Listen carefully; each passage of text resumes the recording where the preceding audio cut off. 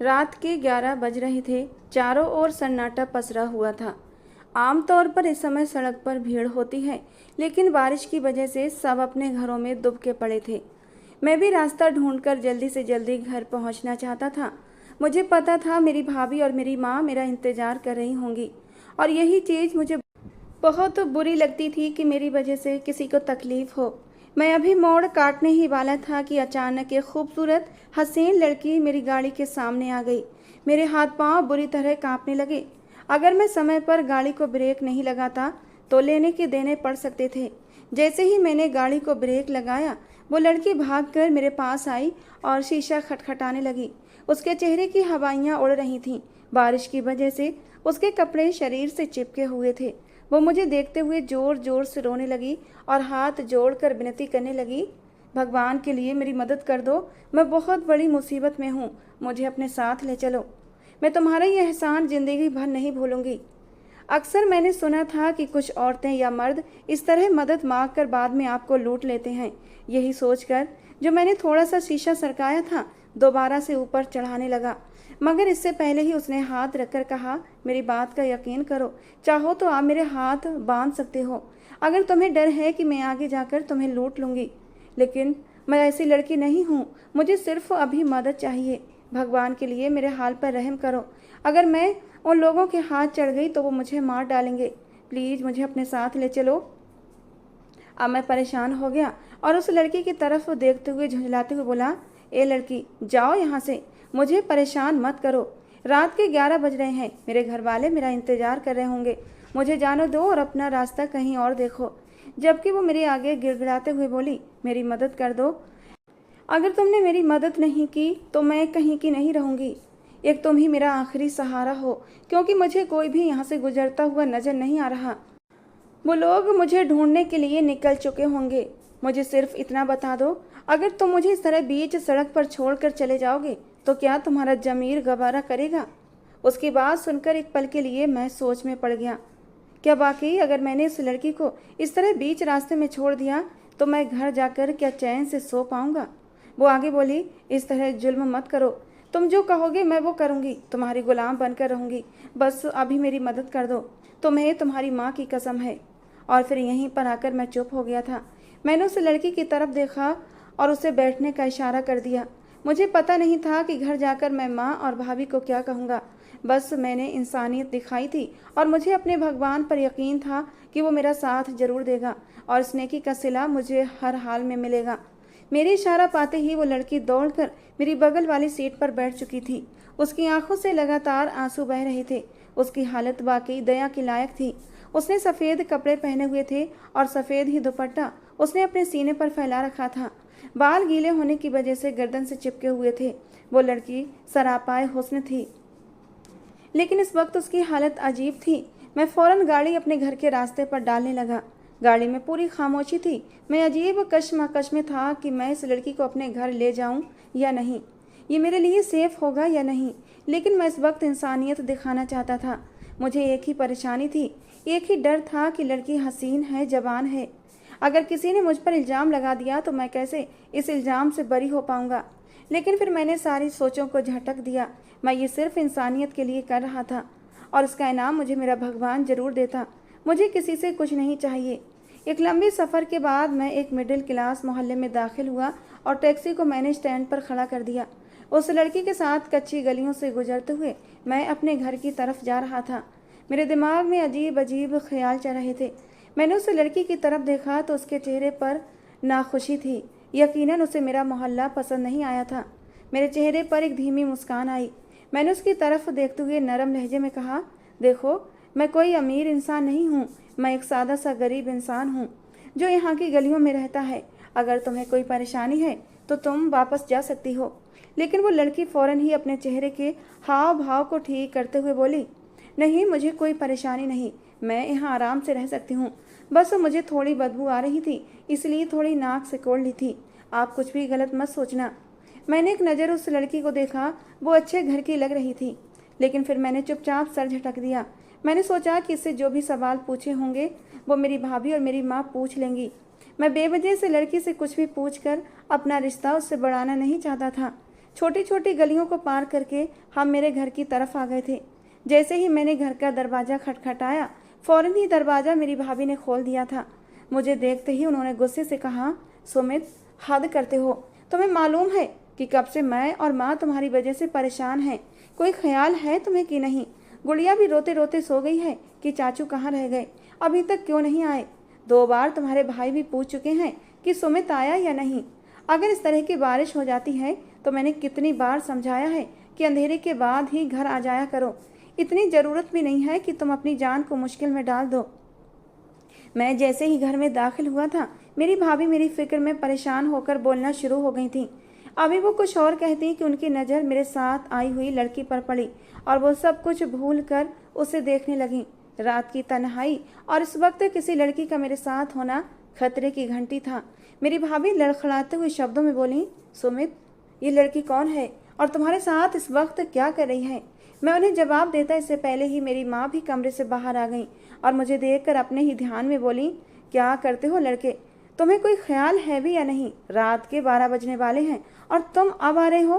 वो कुछ और कहती कि अचानक ही उनकी नज़र भी उस अनजान लड़की पर पड़ी और वो भी भाभी की तरह कुछ पल के लिए अपनी जगह पर सन्न रह गई।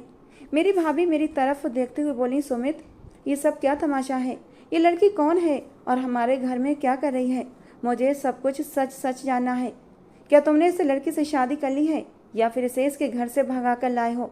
उनके अचानक सवालों की बौछार पर मैं एक पल के लिए घबरा गया था, लेकिन मैंने फौरन ही खुद को संभाला और धीरे धीरे उनके हर सवाल का जवाब देने लगा। मैंने ए से लेकर जेड तक सारी कहानी उन्हें सुना दी और फिर भाभी से कहा कि भाभी, और जो भी बाकी सवाल हैं आप दोनों इनसे पूछ सकते हैं। मैं अब आराम करना चाहता हूँ। मैं कमरे में जाने लगा, इससे पहले ही मेरी भाभी ने मेरा हाथ पकड़ते हुए कहा, खबरदार जो तुम कमरे के अंदर गए। तुम पागल हो? किसी भी राह चलती लड़की को अपने साथ गाड़ी में बिठाकर घर ले आओगे और हम उसे रख लेंगे? तुम्हारा दिमाग काम करता है या नहीं? और लड़की, तुम कौन हो? मेरी भाभी ने मुझे सख्त फटकार लगाकर फौरन उस लड़की की तरफ रुख किया। उनकी आवाज़ से मेरे भाई भी कमरे से बाहर आकर हमें सवालिया निगाहों से देखने लगे थे, जबकि वो लड़की मेरी माँ की तरफ देखकर बोली, आंटी, मेरा नाम पल्लवी है और आपका बेटा मुझसे प्यार करता था, लेकिन अब आपका बेटा मुझे धोखा देना चाहता है, इसीलिए मैं अपने घर से भाग आई हूँ। आंटी, इसने मुझसे मोहब्बत के दावे किए थे। इसने मुझसे वादा किया था कि ये आपको हमारे घर रिश्ता लेने के लिए भेजेगा, लेकिन ये अपनी बात से मुकर गया। और जब आज मैं अपने घर से भाग कर यहाँ आने का इरादा कर लिया तो ये अपने वादे से मुकर गया है कि ये मुझे अब जानता भी नहीं, मगर मैं ज़बरदस्ती इसके साथ यहाँ आ गई हूँ। आंटी, मैं इससे मोहब्बत करती हूँ और इसके बिना रहना मेरे लिए बहुत मुश्किल है। अगर मुझे सुमित नहीं मिला तो मैं मर जाऊँगी।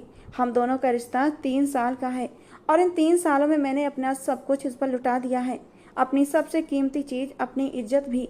ये कहते हुए उसने अपने चेहरे पर शर्म के रंग बिखेरने की भरपूर नाकाम कोशिश की थी। मेरे माँ बाप को सुमित के बारे में सब कुछ पता चल गया है, इसीलिए मैं अपने घर से भाग आई हूँ, जबकि मैं तो उस लड़की की बातें सुनकर अपनी जगह पर सन्न खड़ा हो गया था। अरे, मैं तो उसे जानता तक नहीं था। आज पहली बार मेरी मुलाकात उससे रास्ते में हुई थी। ऐसे कैसे ये मुझ पर इतना घिनौना इल्ज़ाम लगा सकती है? जबकि भाभी भी फटी फटी निगाहों से कभी मुझे देखती तो कभी उस लड़की को। मेरी माँ भी हैरान होकर मुझे देखते हुए बोली, सुमित, ये लड़की क्या बोल रही है? कुछ होश करो, तुम क्या कर चुके हो? जबकि मैं फौरन ही उस लड़की का बाजू दबोच कर उसे अपने सामने कर चुका था। मैंने अपनी उंगलियां उसके बाजू में इतनी जोर से दबा दी थी कि उसकी सिसकारी निकल गई थी और उसकी आंखों में मैं गुस्से से देखते हुए बोला, लड़की, अपनी औकात में रहो। तुम्हें उंगली क्या पकड़ाई? तुम तो हाथ पकड़ने लगी हो। कब मैंने तुमसे मोहब्बत के दावे किए? कब हम एक दूसरे के करीब हुए? और कब हम दोनों ने अकेले में मुलाकात की कि तुम मुझ पर इतना घटिया इल्ज़ाम लगा रही हो? मैं तो तुम्हारा नाम तक नहीं जानता। कौन हो तुम? मेरी आवाज़ अब पूरे घर में गूंज रही थी। मेरा बड़ा भाई तुरंत ही मेरे पास आया और बोला, चुप हो जाओ सुमित, मोहल्ले वालों को मत जगाओ, वैसे भी सब ताक झांक में लगे रहते हैं।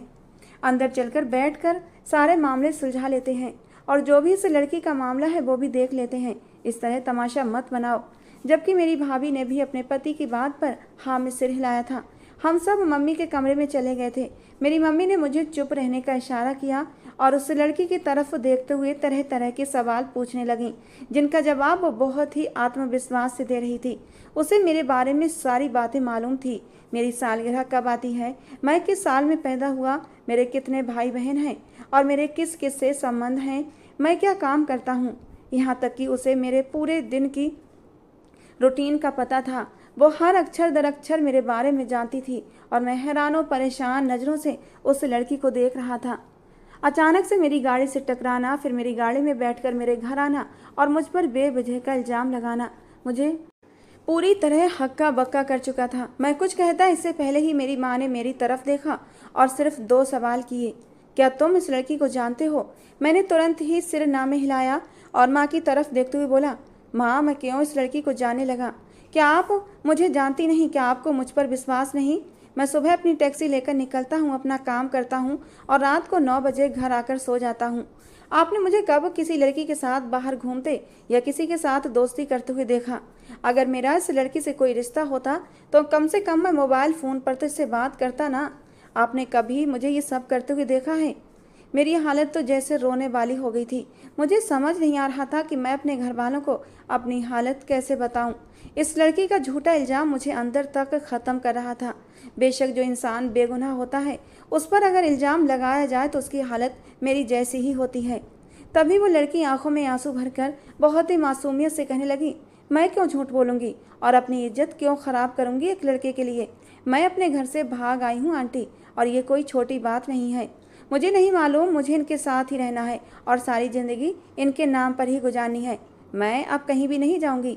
अगर आप लोगों ने मेरे साथ कुछ अच्छा नहीं किया तो मैं पूरा मोहल्ला इकट्ठा कर लूँगी। भगवान के लिए मेरे हाल पर रहम खाइए। क्यों मेरे साथ ऐसा जुल्म करते हैं?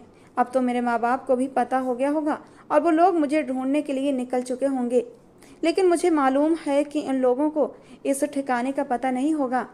बस मेरी थोड़ी सी मदद कर दें आंटी, मेरी शादी सुमित से करवा दें। उसकी आखिरी बात सुनकर मेरा दिमाग चकरा गया था। मैं गुस्से में अपनी जगह से खड़ा हुआ और उस लड़की का गला दबा दिया। मेरा बस नहीं चल रहा था कि मैं उसकी गर्दन ही तोड़ दूं। मेरे भाई ने बड़ी मुश्किल से मुझे उससे दूर किया था। मैं उसकी तरफ देखते हुए गुस्से से दहाड़ा, अपनी औकात में रहो लड़की, मेरे मुंह लगने की तुम्हें कतई ज़रूरत नहीं है। मैं मर जाऊंगा लेकिन तुम जैसी बेहया बेशरम औरत से शादी नहीं करूंगा जिसने मेरी इज्जत को 2 कौड़ी का कर दिया है। मेरे भाई और भाभी ने ही मुझे उस लड़की से दूर किया था और माँ मुझे अपने कमरे से निकाल चुकी थी। मैं अपने कमरे में आने के बाद भी गुस्से से पागल हो रहा था।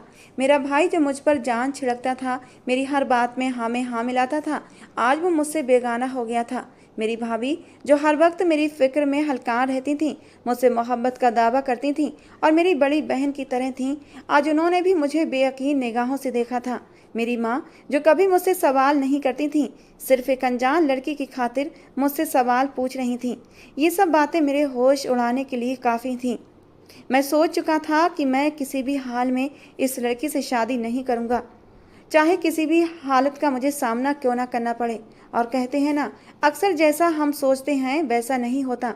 अगली सुबह मेरे लिए बिल्कुल भी रोशन साबित नहीं हुई थी। सुबह 9 बजे के करीब जब मैं जागकर अपने कमरे से बाहर आया तो माँ, भाई और भाभी बरामदे ही बैठकर आपस में बातें कर रहे थे। मेरी माँ ने मुझे जागते देखा तो अपने पास आने का इशारा किया। मैं उनके पास जाकर बैठ गया। मेरा भाई मेरी तरफ देखते हुए बोला, सुमित बताओ इस लड़की का अब क्या करना है? वो तो रात भर बस एक ही बात की रट लगाए हुए थी कि अगर उसे तुम नहीं मिले तो वो खुदकुशी कर लेगी या फिर पूरा मोहल्ला इकट्ठा करके हमारी बदनामी करेगी। अगर उसने ऐसा कोई भी कदम उठाया तो हम कहीं के नहीं रहेंगे। मैंने भाभी को देखा जिनकी आंखें नीचे थीं। वो अपनी छोटी बहन को मेरे लिए लाना चाहती थीं और हमेशा ही मुझे नायरा के ख्वाब दिखाती आई थीं। कहीं ना कहीं दिल ही दिल में मैं भी नायरा को पसंद करने लगा था, पर अपने मुंह से कभी अपने जज्बात जाहिर नहीं करता था। भाभी कभी नायरा की कोई खासियत मुझे बताती तो कभी उसके बारे में कुछ और कहती। यकीनन मेरी भाभी का ख्वाब टूट चुका था। मैं तुरंत ही ना में जवाब देते हुए बोला, मैं किसी भी हाल में इस लड़की से शादी नहीं करूँगा। आप लोग मेरी बात का यकीन करें। कल ये मुझे रास्ते में टकराई थी, इसने मुझसे मदद मांगी तो मैंने इंसानियत के नाते इसे लिफ्ट दे दी, लेकिन ये बेवजह ही मेरे गले पड़ रही है। आप मेरी बात को समझने की कोशिश तो करें भाई। जबकि मेरी भाभी मेरी तरफ देखते हुए नरम लहजे में बोली, सुमित तुम परेशान मत हो, नायरा अभी तुम्हारी ज़िंदगी में नहीं है। अब इस नसीब को हम लोग बदल नहीं सकते। अगर तुम इस लड़की से मोहब्बत करते हो तो इससे इस तरह मुंह मत मोड़ो। ये एक लड़की की तौहीन होती है और मैं नहीं चाहती कि तुम अपनी भाभी को मोहब्बत दिखाने के चक्कर में किसी मासूम का दिल तोड़ दो। वो बहुत ही अपनेपन से बोल रही थी। मैं जानता था मेरी भाभी मुझसे बहुत प्यार करती हैं। जब मैं छोटा था तभी वो हमारे घर में ब्याह कर आई थी और अब तक हमारे साथ बहुत ही प्यार से रह रही थी। हमेशा उन्होंने मुझे छोटे भाई होने का मान दिया था और आज भी वो यही कर रही थी। मैंने अपनी माँ की तरफ देखा तो वो भी मुझे समझाते हुए बोली, बेशक तुम इस लड़की को नहीं जानते, तुम्हारा इससे कोई ताल्लुक नहीं और ना ही कभी तुमने इससे मुलाकात की है, लेकिन मेरे बेटे तुम्हें इस लड़की से शादी हर हाल में करनी पड़ेगी। वजह सिर्फ ये है कि ये लड़की हमें बदनाम कर सकती है। हमने जो इतने सालों में इस मोहल्ले में अपनी इज्जत बनाई है वो बात ही चंद पल में ख़राब कर सकती है। मैं गुस्से से दहाड़ा था कि मैं इसे अभी जहाँ से लेकर आया था वहीं छोड़ कर आता हूँ। आप लोगों को बिल्कुल भी परेशान होने की ज़रूरत नहीं है। न मेरा इस लड़की से कोई ताल्लुक़ है, ना ही ये मेरी इज्जत ख़राब कर सकती है और अगर इसने ऐसा कुछ भी करने की कोशिश की तो हम इसके खिलाफ़ पुलिस में कंप्लेंट कर देंगे। जबकि मेरा भाई तुरंत ही मुझे डांटते हुए बोला, ये सब तुम्हें इस लड़की को अपनी गाड़ी में बिठाने से पहले सोचना चाहिए था। हम इस अजनबी लड़की पर बिल्कुल भरोसा नहीं कर रहे, लेकिन हमें अपने भाई की इस हरकत पर हैरत है। तुम तो बहुत समझदार इंसान हो, तुम्हारी समझदारी की मिसाल तो पूरा ख़ानदान देता है, तो फिर तुमने ऐसी बेवकूफ़ी क्यों की? इसलिए मेरे सामने बकवास मत करो। अब जो हम लोग कह रहे हैं तुम्हें वही करना पड़ेगा। जैसे हम अभी तुम्हारे लिए एक अच्छी और खूबसूरत लड़की ढूंढ रहे थे और यह भी हमें अच्छी और सही लगी है। तुम दोनों एक साथ खुशहाल ज़िंदगी बिताओगे। जबकि मैं तुरंत ही उनकी बात सुनकर ताव में आ गया था कि माँ आप मेरी बात समझने की कोशिश करें। मैं इस लड़की से शादी क्यों करूँगा? आप लोग क्या पागल हो गए हैं? न जान न पहचान। और क्या आपने इस लड़की से पूछ लिया है वो मुझसे शादी करना चाहती है या नहीं? मेरी माँ तुरंत बोली, हाँ वो तो राजी है और उसी ने ही संदेश पहुँचाया है कि वो आज ही तुमसे शादी करके इस घर में रहना चाहती है। अगर हम ऐसा नहीं करेंगे तो वो कल सुबह हमारे लिए मुसीबत खड़ी कर देगी और मैं किसी भी लड़की की इज्जत को ख़राब नहीं करना चाहती और ना ही अपने परिवार की इज्जत को दो कौड़ी का करना चाहती हूँ। मैं अब बिल्कुल चुप हो गया था। भाई भाभी और माँ न जाने क्या क्या कह रहे थे, मुझे कुछ भी समझ नहीं आ रहा था। मैं बुरी तरह से फंस चुका था। उस लड़की ने मुझे बहुत ही बुरी तरह से फंसा दिया था। यकीनन ये मुझे पहले से जानती होगी और उसने पूरी प्लानिंग के साथ मुझ पर ये इल्ज़ाम लगाया था। थक हार कर मैंने दोपहर के बाद अपनी तरफ से रजामंदी जाहिर कर दी थी। भाई खामोशी से पंडित जी को लेकर आए और कुछ मेहमानों के बीच मेरी शादी उस लड़की से करवा दी गई थी। शादी होने के बाद मैं घर से बाहर निकलकर सड़क पर बेवजह घूमने लगा था। कुछ ग्राहक मुझे रोक रहे थे, लेकिन मेरा इरादा फ़िलहाल किसी को भी बिठाने का नहीं था। मेरे दिमाग की नसें फटने के करीब आ गई थीं। कल रात से अब तक जो मेरे साथ हो चुका था वो मेरी समझ से परे था।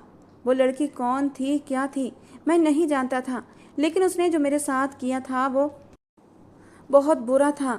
मैं एक अच्छा इंसान था। मैं औरत पर ना हाथ उठाने का कायल था और ना ही उनको जलील करना जानता था। मैंने हमेशा औरत को इज्जत दी थी, इसलिए आज मेरे साथ ऐसा जुल्म हो गया था। मैं काफ़ी देर बाद घर आया। वो लड़की मेरी माँ के साथ बरामदे में बैठी बातें करने में बिजी थी। उसने लाइट ब्लू कलर की हल्के काम वाली साड़ी पहन रखी थी। बालों को खुला छोड़ रखा था जो हवा से उड़कर उसके गालों पर शरारत कर रहे थे, जिन्हें वो बार बार अपने हाथों से पीछे कर रही थी। लेकिन इस वक्त वो मुझे बिल्कुल जहर लग रही थी। उसकी शक्ल देखते ही एक बार मुझे फिर से गुस्सा चढ़ने लगा था, लेकिन मैं अपने आप को काबू करके सीधा अपने कमरे में आ गया। मुझे अपने बिस्तर पर लेटे कुछ ही देर हुई थी कि वो लड़की जिसने अपना नाम पल्लवी बताया था कमरे में आ गई और मुझे देखते हुए ऐसे बात करने लगी जैसे हमारे बीच बहुत अच्छी जान पहचान हो। कहने लगी, आप नहा लें, मैं जल्दी से आपके लिए खाना लगा देती हूँ, फिर हम दोनों बाहर चलेंगे। जबकि मैंने पल्लवी को हैरत से देखा। मैं हैरान होते हुए बोला, दिमाग जगह पर है तुम्हारा या नहीं? मुझसे बात करने की कतई ज़रूरत नहीं है। जो तमाशा कल से तुम मेरी ज़िंदगी में लगा चुकी हो, उसके बाद तुम्हारे बीच बात करने की कोई गुंजाइश पैदा नहीं होती। मेरी ये कहने की देर थी कि अचानक वो चलती हुई मेरे पास आई और मेरे बेहद करीब होकर बैठ गई।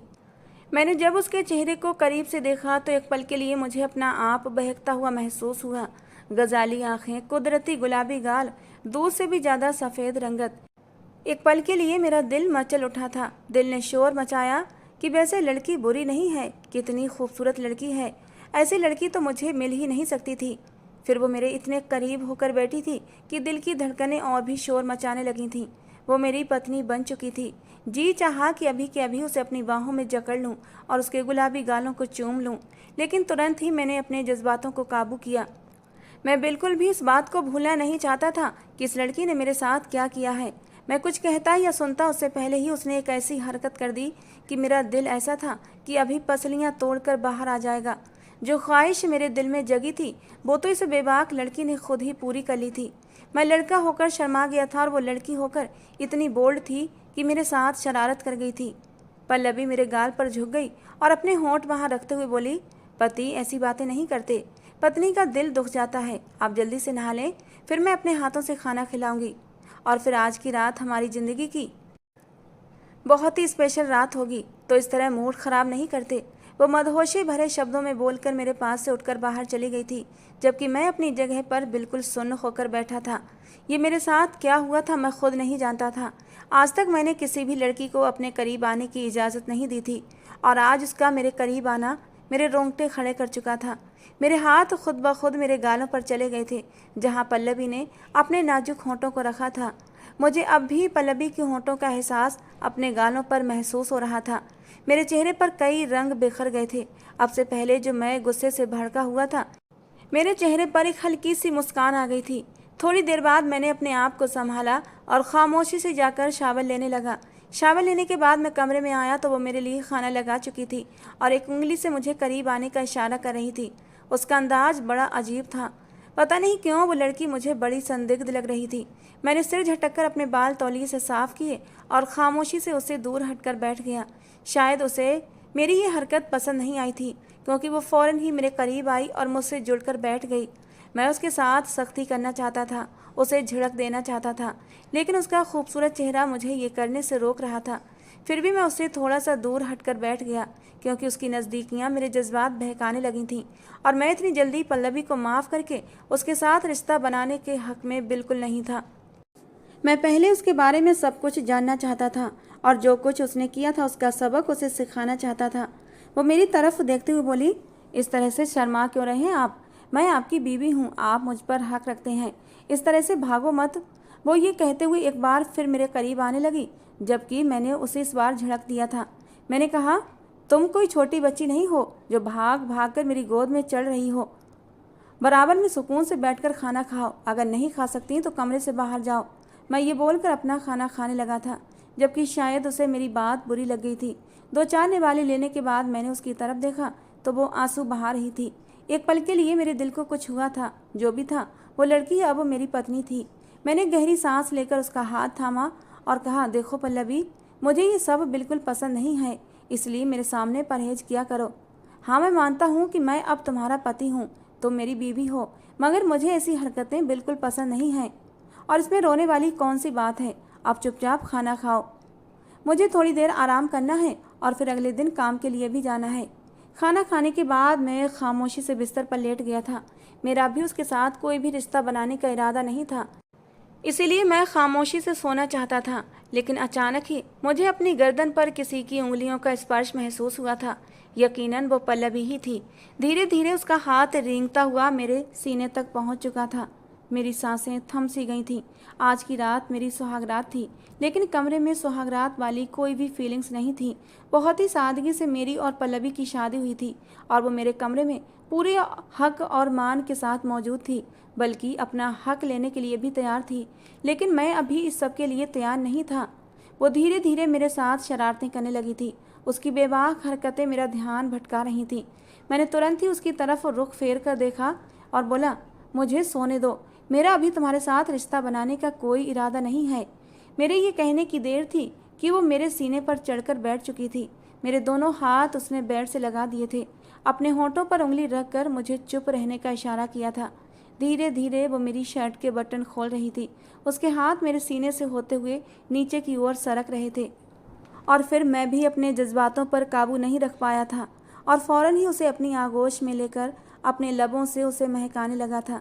धीरे धीरे मैं अपनी सारी हदें पार करता जा रहा था।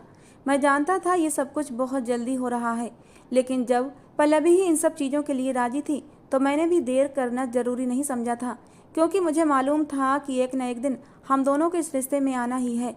वो रात कतरा कतरा करके पिघलती चली गई थी। मैं 2 बजे के बाद जल्दी ही सो गया था। मेरी आंख रात के दूसरे पहर के करीब खुली थी। मैंने करवट बदल कर अपनी नई नवेली दुल्हन को अपने करीब करना चाहा तो मेरे साथ वाला बिस्तर खाली था। मैं एकदम से चौंक उठा था। मेरी बीवी कहाँ गई थी मुझे मालूम नहीं था।